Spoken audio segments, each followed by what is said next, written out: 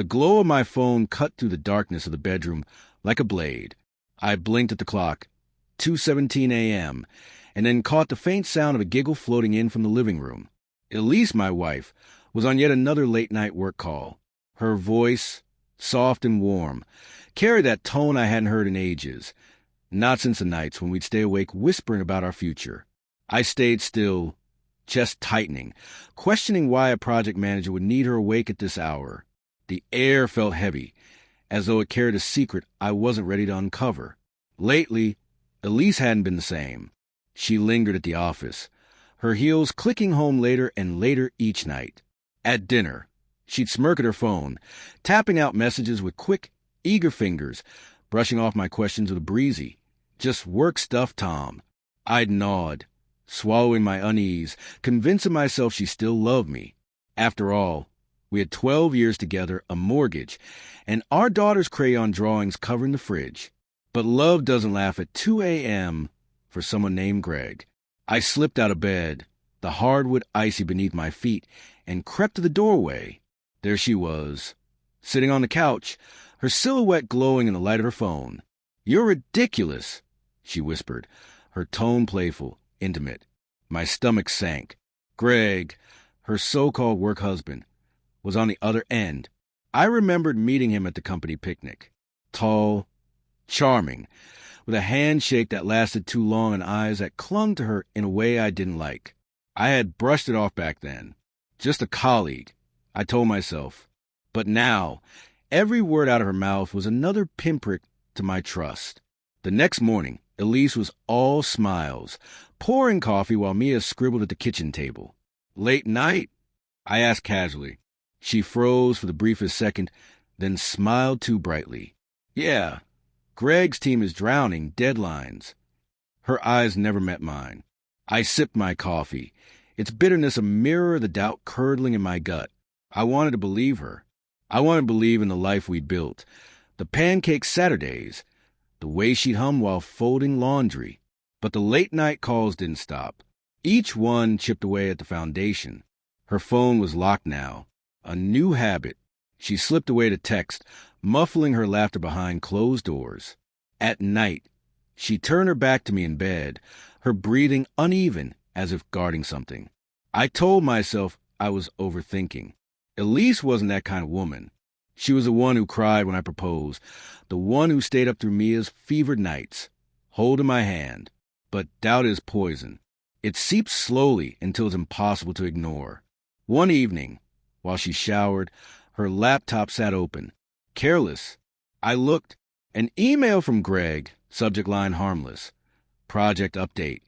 But inside, "Last night was fun. Let's do it again soon." My heart thundered. I scrolled through their thread. Hundreds of messages, some about work, most not. "You make these late nights bearable," he wrote. "Miss you already," she answered. My lungs emptied. The room tilted. This wasn't flirting. This was betrayal wrapped in office talk. I didn't confront her, not yet. My anger burned, tangled with love until I couldn't tell them apart. I needed undeniable proof. So I started watching her patterns. The late nights weren't always the office. She came home with her hair tousled, her perfume too fresh. Our bank statements revealed coffee shops, bar tabs, places she'd never mentioned. Every discovery was another shard of glass in my chest, but I kept digging. One night, she said she was meeting a client. I followed. The city lights blurred as I trailed her car to a dim bar downtown. Through the window, I saw them. Elise and Greg, heads close, her hand brushing his arm. She laughed, the sound carrying even through the glass. It gutted me. This was a woman who'd promised forever, now giving pieces of herself to someone else. I didn't storm in. I didn't shout. I just sat in my car, hands trembling, and let the pain etch itself into me. The next day, I called in sick and dug deeper. Greg wasn't just bold, he was reckless. His LinkedIn boasted his senior manager role, but anonymous workplace forums told another story. Complained about favoritism, inappropriate behavior. I found his work email on the company site and compared it with Elise's messages. They'd been using company servers for their late-night rendezvous. A rookie mistake. I took screenshots, my hand steady despite the ache in my chest. This wasn't just about us anymore. Greg had crossed lines that could cost him far more than my marriage. I reported him anonymously to HR, attaching the emails and a detailed account. I didn't name Elise. I couldn't bring myself to destroy her.